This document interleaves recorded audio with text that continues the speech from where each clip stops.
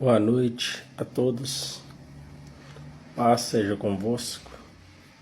Quero estar deixando uma palavra aqui que se encontra em 2 Crônicas, capítulo 18 e o versículo 7. E Davi tomou os escudos de ouro que tinham os servos de Hadadezer e os trouxe a Jerusalém. Também de Tibate e de Cum, cidades de Hadadezer. Tomou Davi muitíssimo cobre, de que Salomão fez o mar de cobre e as colunas e os utensílios de cobre. Aqui, irmãos, a Bíblia está relatando aqui em 2 Crônicas, capítulo 18, que Davi, ele ia em várias batalhas e todas as batalhas que Davi ia, Deus ia com ele e dava vitória a ele. E nessa batalha aqui não foi diferente. Mas antes de Davi fazer essas coisas aqui, uma certa feita ele estava na sua casa e o profeta Natan, o profeta que era muito amigo de Davi, e ele, movido, né, pela sua intuição, movido pelo seu próprio sentimento, né, chegou e começou a profetizar por ele mesmo a Davi, falando que era para Davi construir a casa de Deus, né, para edificar uma casa, né, porque o próprio Senhor falou que até hoje ele não habitou em casa nenhuma naquela época, né? Então, olha para você ver, irmãos, o perigo que está, né? O Davi foi e quase deu ouvido, né? A Natan. Por quê? Porque Natan era um profeta.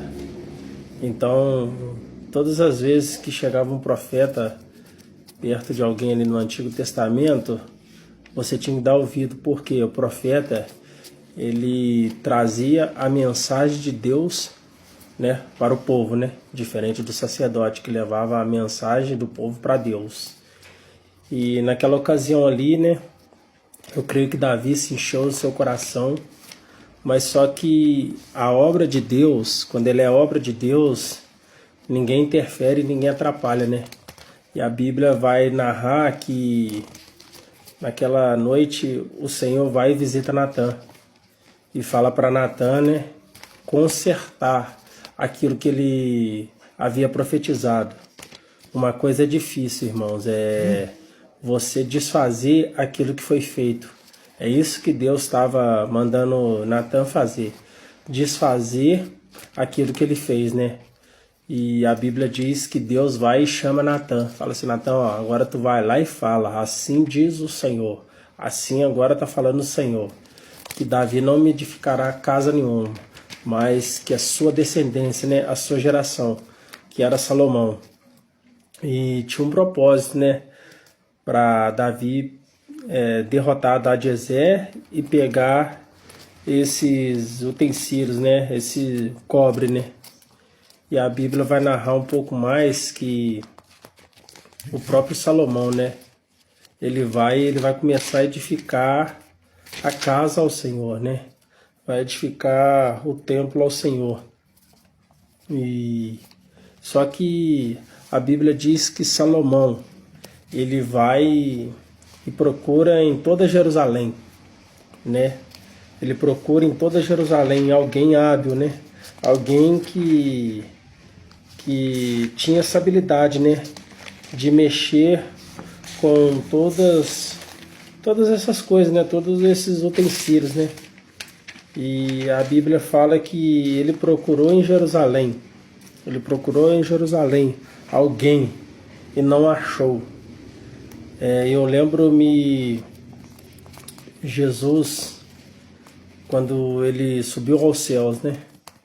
Ele foi recebido aos céus, ele teve que subir aos céus para que o Espírito Santo viesse para nós, né? Porque ninguém aqui na Terra sabe mexer com natureza. Ninguém aqui sabe mexer com ninguém, mas tinha que vir alguém de fora.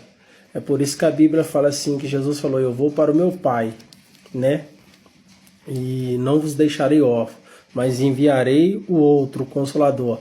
Outro no grego significa aio. O que é esse significado aio? A palavra aio significa igual, semelhante, né? O que Jesus faz, o Espírito Santo também faz.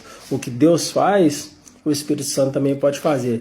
Se Jesus é poderoso, o Espírito Santo também é poderoso. Se Jesus batiza, o Espírito também batiza. Então, eles não tinham diferenças, né? Não era que um era mais forte, o outro é mais fraco, não. Eles eram igualdade, né? Eles eram igual. Aí a Bíblia fala assim que Salomão vai e manda uma carta para o rei de Tiro, né? E começa a saudar ele, né? Porque ele falou assim, ó, eu procurei em toda Jerusalém aqui, eu não vi um homem para mexer com esse tipo, que era o cobre, né? Ao qual Davi, ele resgatou, né? E aquele rei, o rei de Tiro, vai e manda uma resposta, né? Aí olha a resposta que o rei de Tiro fala em 2 Crônicas, capítulo 12. E Irão, rei de Tiro, respondeu por escrito e enviou a Salomão, dizendo, porquanto o Senhor ama o seu povo e te pôs sobre ele rei. E disse mais Irão, bendito seja o Senhor Deus de Israel, que fez os céus e a terra, e que deu ao rei Davi um filho sábio e de grande prudência e entendimento, que edifique casa ao Senhor para o seu reino. Agora, pois, envio um homem sábio de grande entendimento, a saber, Irão Abiú, filho de uma mulher das filhas de Dan, cujo pai foi homem de Tiro. E este sabe lavrar em ouro, em prata, em bronze, em ferro, em pedras, em madeira, em púrpura, em azul, em linho fino e em carmesim, e é capaz para toda obra de boril e para todas as engenhosas invenções, qualquer coisa que lhe propuser, juntamente com os teus sábios e os sábios de Davi, meu senhor teu pai. Agora, pois, meu senhor, mande para os seus servos o trigo, a cevada, o azeite e o vinho que faltou. Então, o rei de Tiro estava mandando que um cara que entendia, né? Um cara que entendia de tudo, né?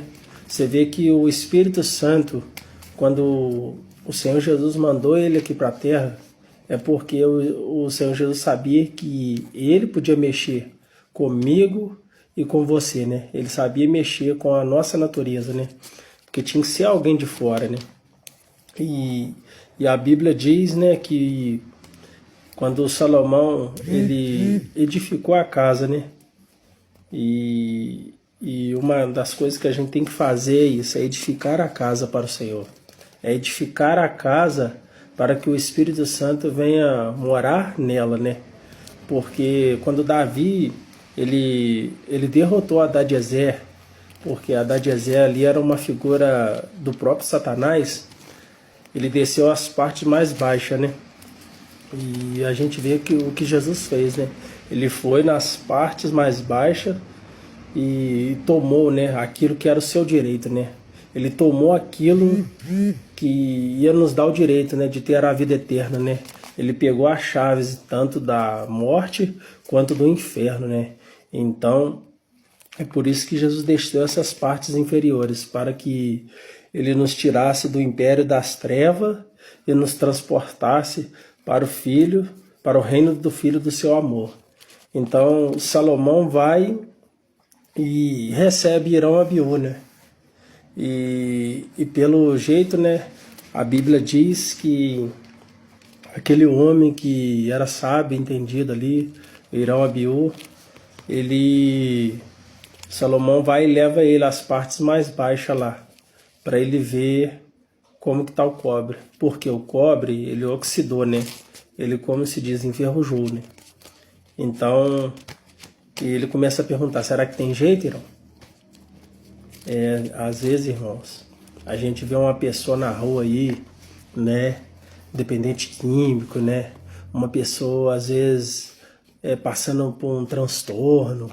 Às vezes a gente vê uma pessoa ali, né, se prostituindo. E a pergunta que a gente tem que sempre fazer, será que tem jeito para ela? A Bíblia fala assim que ele pergunta, será que tem jeito, Irão?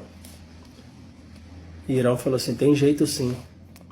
Irmãos, tudo nessa vida tem jeito, né?